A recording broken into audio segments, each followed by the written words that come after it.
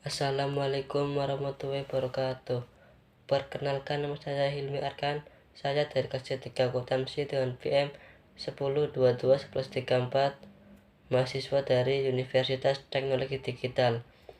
Di sini saya akan membahas mengenai komunikasi bisnis, komunikasi internal, dan komunikasi eksternal.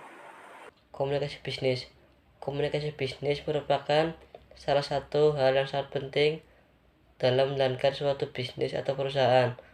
Komunikasi ini bisa diartikan sebagai suatu komunikasi yang dilakukan secara verbal maupun nonverbal, di mana dalam komunikasi ini berisi pendapat, ide, gagasan, maupun informasi. Komunikasi ini dapat dilakukan secara personal maupun impersonal. Tujuan komunikasi bisnis. Ada 4 fungsi dari komunikasi di dalam bisnis, yaitu memberi informasi, melakukan persuasi, melakukan kolaborasi, dan melakukan integrasi dengan audiens.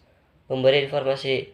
Tujuan pertama dalam komunikasi bisnis adalah memberikan informasi yang berkaitan dengan dunia bisnis kepada pihak lain.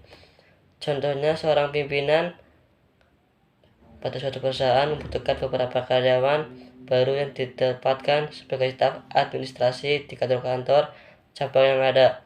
Untuk memperoleh pegawai yang diharapkan, ia dapat memasang iklan lowongan kerja melalui media surat kabar, majalah, radio, atau internet. Melakukan persuasi.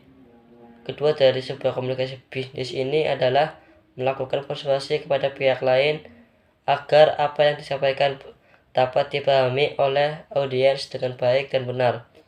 Hal ini sering dilakukan terutama yang berkaitan dengan negosiasi antar seseorang dengan orang lain dalam bisnis.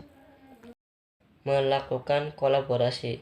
Tujuan ketiga dari komunikasi bisnis adalah melakukan kolaborasi atau kerjasama bisnis antar seseorang dengan yang lain.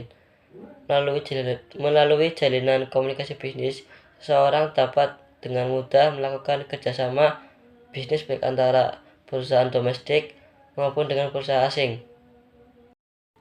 Komunikasi internal.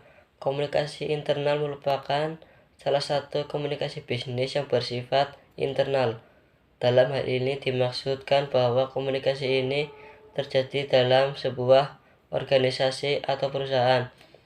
Jadi yang terlibat dari komunikasi ini hanyalah anggota dari organisasi atau perusahaan tersebut. Dalam komunikasi ini dapat saling bertukar gagasan melalui tatap muka langsung, telepon, maupun email. Namun di era teknologi yang semakin canggih ini, sudah banyak media sosial yang memudahkan dalam berkomunikasi. Contoh dari komunikasi internal ini yaitu komunikasi antar sesama karyawan atau atasan dan lainnya. Dalam komunikasi ini tidak memperhatikan tingkatan. Jadi, komunikasi internal ini dapat dilakukan oleh siapapun asalkan masih dalam satu organisasi atau perusahaan. Komunikasi eksternal adalah upaya organisasi untuk berkomunikasi dengan orang-orang dan organisasi eksternal lainnya tentang bisnis mereka, produk, dan layanannya. Komunikasi eksternal difokuskan pada berita secara efektif kepada audiens target, termasuk pelanggan, pemasok, penyediaan layanan, dan pemangku kepentingan lain yang terlibat dalam bisnis. Tujuan utama dari komunikasi eksternal adalah untuk meningkatkan pendapatan di satu sisi dan meminimalkan biaya di sisi lain.